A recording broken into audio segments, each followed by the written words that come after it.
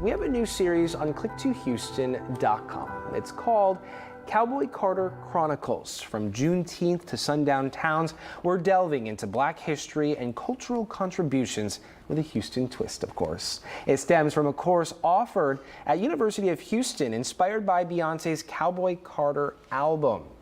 Digital producer Jaisha Johnson is taking the course, and each week she brings us weekly deep dives into the different topics. This week, we're taking a look at the lead single off the album, Texas Hold'em, and how it aims to reclaim Black history. Jaisha is joining us now in Studio A to have more on this topic. Good morning. Thank you so much for stopping by. What a week it's been for Queen Bee. Let's start there. Been a week. A lot to go on. A lot to discuss, yes. A lot to congratulate her on, from the Grammy to what else? Oh, the tour. She announced the tour, and she'll be in Houston actually in June 28th and 29th to be exact. So that's going to be real When do fun. Tickets go on sale? Not yet, right? I think they are on sale. They are on sale right Yes, now. I Oh, think wow. so. Okay. So go get your tickets. We have much more information on click2houston.com. But let's talk about this lead single off the album.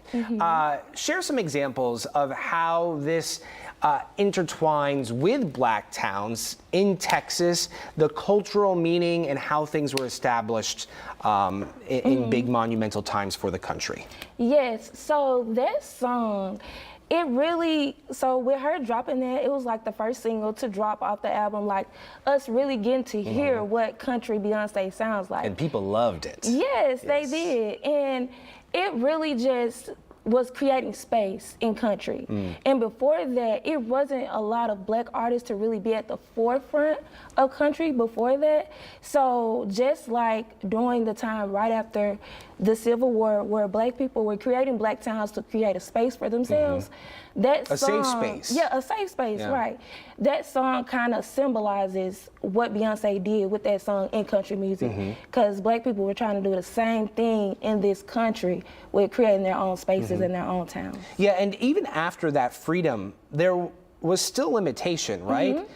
Despite establishing those areas, those towns that we call Black towns, there were still a lot of limitations. Talk to us about the significance of those limitations post the Civil War. Right, so after the Civil War, we're talking like, because it ended in 1877. So around this time, there were a lot of laws, like, and they called those laws Black codes. So those laws would restrict Black people economically and like with voting. So it's like, even though they fought for their freedom and they got it, but it was other hurdles to still jump. So basically, they were in a vulnerable state.